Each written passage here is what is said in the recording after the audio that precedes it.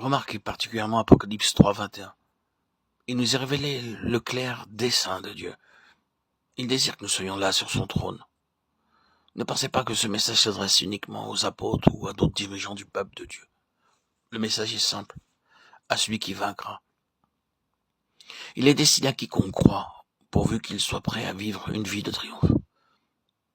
Avec l'aide de Dieu, le secours de sa grâce et de sa force, vous serez en mesure de réclamer votre part sur le trône du Seigneur Jésus-Christ. Le Seigneur déclare ceci. Celui qui vaincra, je le ferai asseoir avec moi sur mon trône, comme moi j'ai vaincu et me suis assis avec mon Père sur son trône. Naturellement, nous nous demandons comment nous, faibles créatures humaines, nous pouvons parvenir sur le trône de Dieu.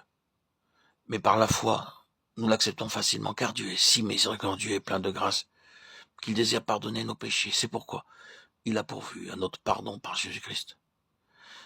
Même ceux qui ne connaissent pas le Seigneur Jésus-Christ vous diront qu'ils croient que Dieu est miséricordieux et créateur, qu'il pardonne le péché. Lorsque nous nous humilions et nous répondons, nous humilions et nous confessons au Seigneur, lui seul pardonne. Même avant ma conversion, je savais que Dieu était plein de miséricorde. Mais le fait est que son trône est beaucoup trop élevé pour notre sagesse humaine. Toutefois, cela devient simple pour nous lorsque nous savons que l'honneur est à celui qui vaincra. Et comme nous le voyons plus loin, que ceux qui vaincront hériteront toutes choses, Apocalypse 21, 7. Il nous est dit comment vaincre, et pour cette raison notre attention est attirée au début de ce livre de l'Apocalypse sur les 7 esprits. Dans Zacharie chapitre 4, nous voyons que le peuple de Dieu avait devant lui en ce temps-là une tâche très difficile à accomplir. La ville de Jérusalem avait été complètement brûlée dans les jours du roi Nebuchadnezzar, à savoir la muraille de la ville, les maisons et même le temple. Mais selon la prophétie de Jérémie au chapitre 25, le peuple devait retourner à Jérusalem après 70 ans, et la ville serait entièrement rebâtie, ainsi que la muraille et le temple. Bien sûr, il se demandait comment cela pourrait se faire, car le peuple était peu nombreux, pauvres, sans argent, captifs, esclaves, et leurs maisons calcinées. Cependant, la parole de Dieu était véridique. La parole de Dieu s'adressa à Zacharie, non par la puissance, disait-il, mais par mon esprit tu verras s'accomplir toutes ces prophéties prononcées par Jérémie et les autres prophètes. Le même problème se présente aussi lorsque nous pensons comment des hommes tels que moi peuvent-ils s'élever si haut au point de s'asseoir sur le trône de Dieu. La réponse est les 7 esprits. Le chiffre 7 parle de perfection et d'achèvement. 7 églises, 7 anges, 7 lampes, un livre scellé de 7 sceaux, 7 étoiles.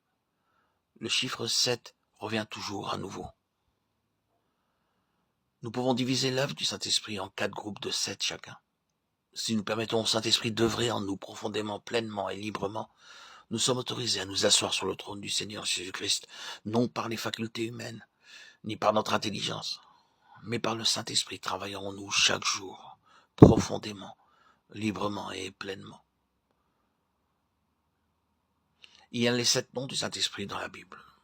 L'œuvre du Saint-Esprit progresse en nous silencieusement, comme les racines d'un arbre s'étendent sous la terre, couvrant une grande surface.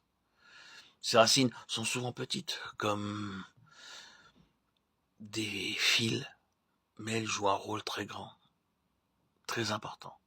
Elles s'étendent au loin, rassemblant la nourriture nécessaire pour l'arbre entier, le tronc, les feuilles et les fleurs. Cette œuvre cachée et silencieuse ne peut se voir de l'extérieur par les hommes.